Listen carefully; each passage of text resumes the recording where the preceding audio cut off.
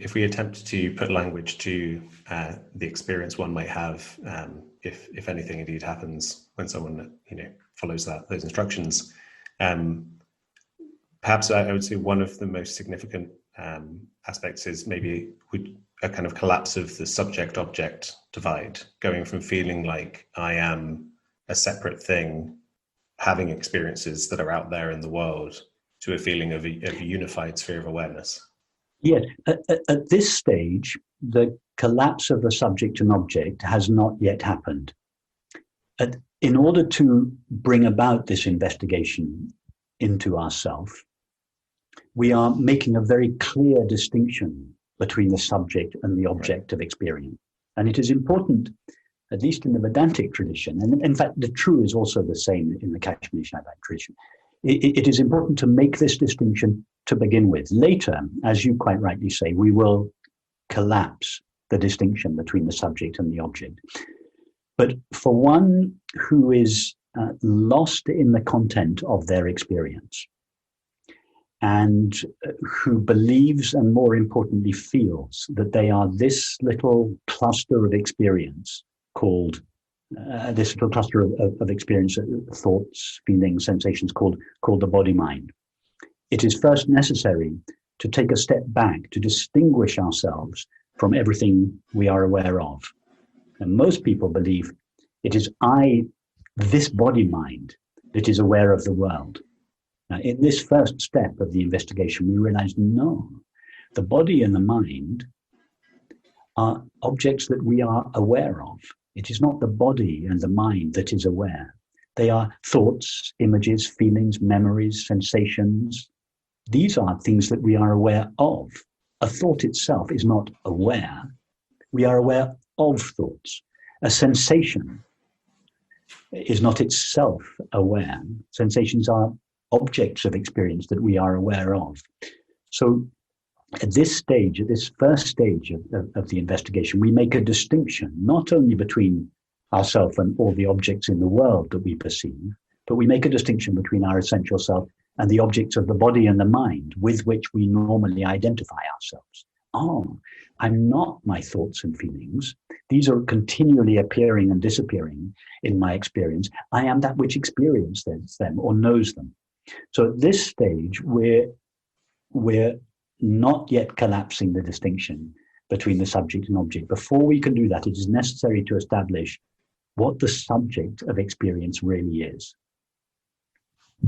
So then, in this, I guess, eliminative approach, right? Whereas I've belied my, I've let on my tendency, as I mentioned before, towards the kind of tantric, all-inclusive way of thinking about things. But so I guess, in this approach, you're saying I'm not the body, I'm not any particular experience, I'm not any particular feeling, because these are all transient. And you're keeping hold of I, right? So the concept I, in what I was saying, I think I tend to lean towards thinking of annihilate the I and everything else remains, but you're keeping hold of the I here. It's a matter of language. In the Buddhist tradition on the whole doesn't like the term I, because for them, the word I refers to the temporary finite self that most people believe and feel themselves to be, and quite rightly so. They deny the existence of that self, and therefore they don't like to use the word I. Nothing wrong with that. It's perfectly logical, reasonable. However, the Vedantic tradition uses the word I in a different sense. They use it to refer to not the illusory, temporary, finite self, but the true self. So when we say, I know my thoughts, I refers to that which knows our thoughts. When we say, I am aware of feelings and sensations, I refers to that which is aware of feelings and sensations. When we say, I perceive the world, we refer to that which perceives. So in this case, the I doesn't refer to a temporary finite self. The I is the common name for that which knows or is aware. So it's important to make that distinction, because if some of your viewers are familiar with Buddhist terminology, the word I immediately, it tends to be associated, they have a very strong association of the word I.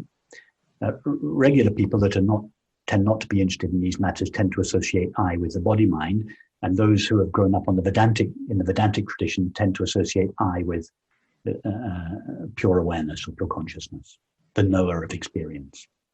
Right. So yeah, as you say, I guess the I, you feel, is just the fact of consciousness, the fact of awareness. It isn't the objects that being arise.